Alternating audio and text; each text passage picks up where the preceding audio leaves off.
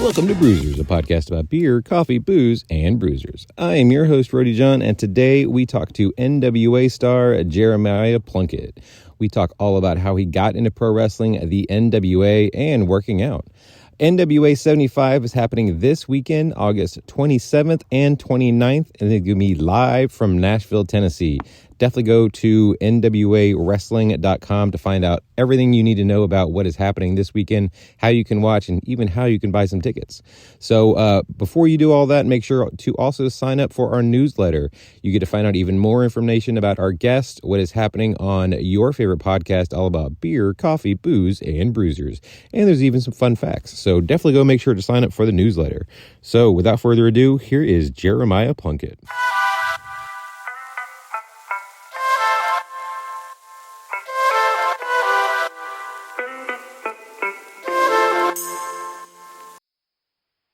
I would like to welcome to the show Jeremiah Plunkett. How are you doing today, sir? I'm doing great. How are you? I'm well. So, for those who are listening, paint us a word picture. Where are you at? What's going on around you, and all that? Well, I am located in a small Middle Tennessee town, surrounded by about 10 acres of woods and fields. So that's what's around me right now. Man, that sounds absolutely wonderful. Yeah, it's not bad. I wasn't sure how I was going to live it. My grandparents always lived out in the country, and I spent weekends out here. But I always lived in the city since I was an adult. And then the opportunity came to move out here about, I think 2014, 2015. And there's definitely a learning curve, but now I wouldn't have it. Yeah, so how far away are you from, let's say, we'll start with like a grocery store or hospital or something like that? I'm probably actually only 10 minutes from town. I live right outside Murfreesboro, Tennessee, like the center of the state. Middle Tennessee State University's there and whatnot. Right. So just right outside town, just long enough to go if I'm sitting at home and I'm like, I want to go eat some junk food. And I'm like, do I really want to? Do I want to get in the car? So, and we're just far enough out where nothing delivers out here too. So that's helped on diet. Well, I mean, it's a good thing, I guess, for your waistline and your pocketbook that you are just out of reach enough to where people won't deliver to you. Yeah, for sure. Now, what is your earliest memory of pro wrestling? So I always remember it being on at least in the background. Like, I remember when I was like 3, having the little Ultimate Warrior shoes, like they're full on like socks, but they had Ultimate Warrior on the toes. Like, I remember having those in the Wrestling Buddy, so it was always around. My first memory, and I went back and I thought it was WWF for many, many years, and then as I got older and looked back at results, there's no way it could have been. I remember something WCW was like Sting. I remember seeing Sting, the Giant, Randy Savage, and Hogan all in the same ring, and it being like the gold standard of everybody in pro wrestling. And I have no idea what year that was. It had to be 94, I guess. It was still red and yeah, that makes sense. And it was still bright face paint Sting. So. And yeah, I'd say 94, 95 maybe, because I think Sting started growing his hair out in 96 or something like that, if I remember correctly. Yeah, and then we had that really weird Sting with brown hair and bright face paint, like the mixture between the two. That was a strange time. That was strange, but like, I mean, obviously looking back, you're like, okay, well, he was going into the Crow-ish character, but you know, you have to have that weird, awkward, growing your hair out phase, and so that's the thing we had for a little while. Yeah, but no, that's my first memory that I can think of, like per se, knowing who was in the ring. So yeah, that would have probably been about, I guess, 8 around that time. Okay. When did you realize there was other wrestling other than just WCW? Well, I knew there was WCW and I knew there was WWF because I knew who Hogan was before he was there. And like I said, it was always on in the background. I first discovered territory wrestling probably around the same time. so you'd watch the cartoons on Saturday, and once cartoons ended, usually some wrestling came on, and that's where I discovered USWA, the local Memphis stuff like that, Jerry Lawler, Bill Dundee. And this was the tail end of the promotion. I mean, I think they went out of business in 96, 97. Yeah, I think so. So it was the tail end of it, but I really fell in love with it because, like, there was no glitz and glamour. You know what I mean? Like, there was no big entrances, no pyro. Yeah. It was studio wrestling, but it seemed more real. It was more raw. You know what I mean? And that's no pun intended. But well, I want to imagine then it was like you obviously still had the normal Tennessee guys that were there on a regular basis anyway. But then from what I remember hearing, that was also kind of a developmental territory for a lot of the WWF stuff because Gary was, working both. And obviously he owned USWA forever. And he was still running it. And then, because I think that's where they got Kane, or I guess, well, initially I guess he was Isaac Yankem, then he was Fake Diesel, and then he became Kane. Because I think he was the Unabomber down in USWA, right? That was Smoky Mountain. He did a very short. Smoky Mountain. Okay. He did a very short stint in USWA as the Christmas creature of all things. That's what it was. Came from Puerto Rico as Unabomb for Jim Cornette, and that's when they discovered him, and he went up to be Isaac Yankem, which I'm sure he was thrilled with. I mean, who doesn't want to be an evil dentist, really? Right. But I mean, better Christmas tree. It is a lot better than a Christmas tree, so, because it was moving up. Go ahead. I said he was definitely moving up in the world. Yeah. One you can hate all year long, and then the other one, you're only seasonal when it comes to hating him. That's it. Yeah. Now, it's funny that you mentioned that you love so much the studio wrestling and the way it was. I mean, looking back, studio wrestling, they're still having it now. Obviously, NXT's kind of been doing that forever. And then obviously with what you guys got going on at NWA, it's kind of funny that it does come full circle for you like that. Yeah. And it's kind of strange, right? Because everybody else, I don't want to say it like I haven't had these thoughts, but they all see the big stages and the glitz and glamour, and I've always been attracted to the more grit. Like even when I started doing tape trading and stuff like that, I enjoyed getting territory stuff. So I'm seeing studio wrestling from everywhere, and then like old All Japan, and besides the Tokyo Dome shows, they didn't have any big entrances. They just walked out a door down a hallway getting mobbed by fans.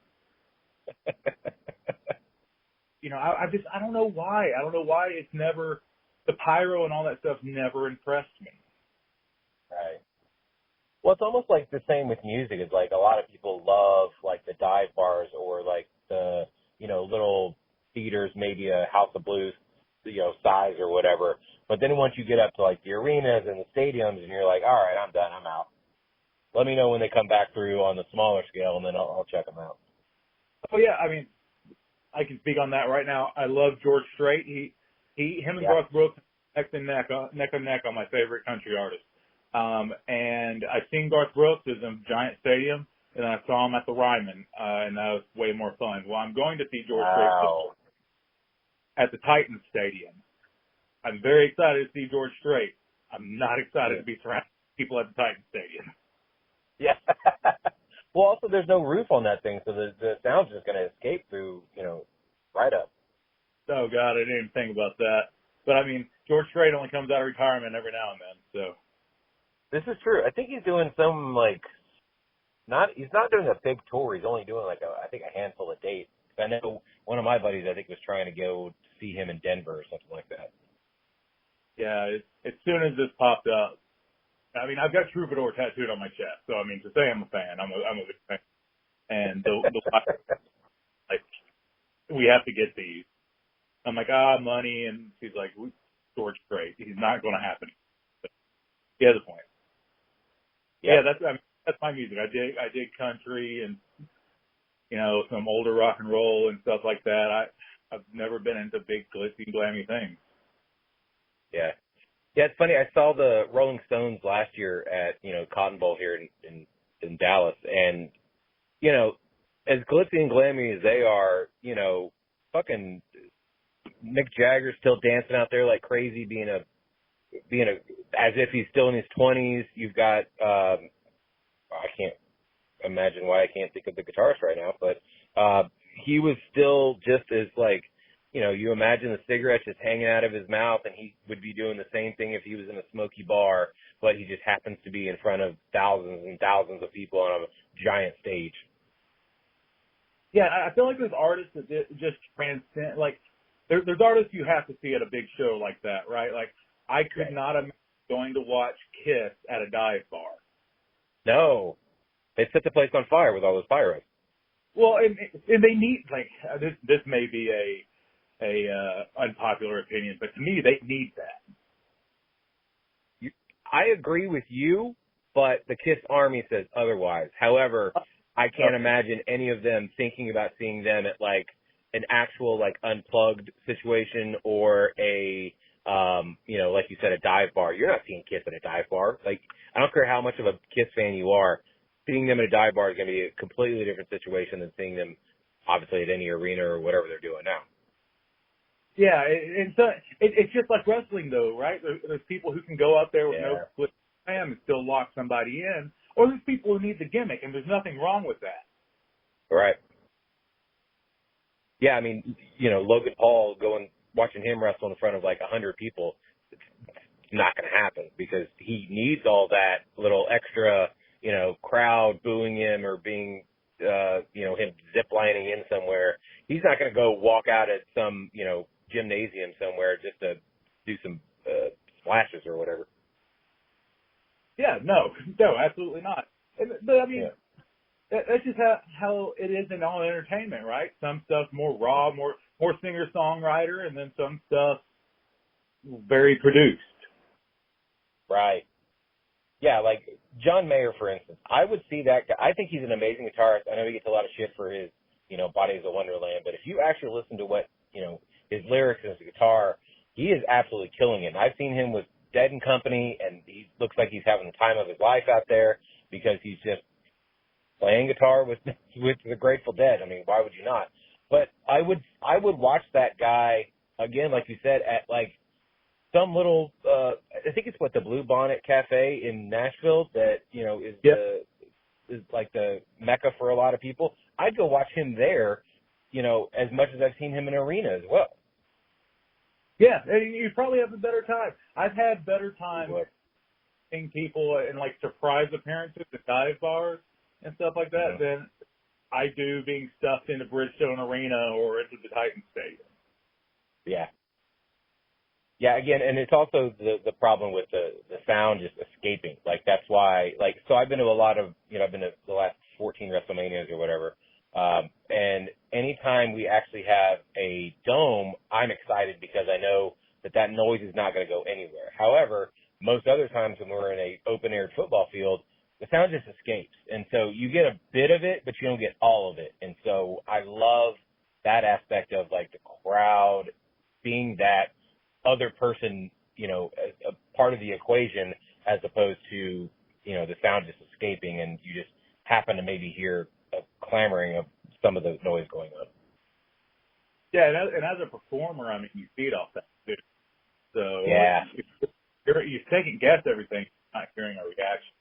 You said you went to the past 14 WrestleManias. Were you at that one on the West Coast? I don't remember years, where Undertaker had to come to the ring with daylight out. Yes, yeah, I remember the conversation online about it beforehand. Like, okay, so him and Bray are going on at this time, and it's like dusk-ish because, again, we're on the West Coast, and so, the Undertaker's not – they usually save that, obviously, for later in the show anyway, but you need the darkness. It's part of the whole gimmick, I suppose. So him having a beautiful sunset behind him doesn't exactly go well with what the Undertaker character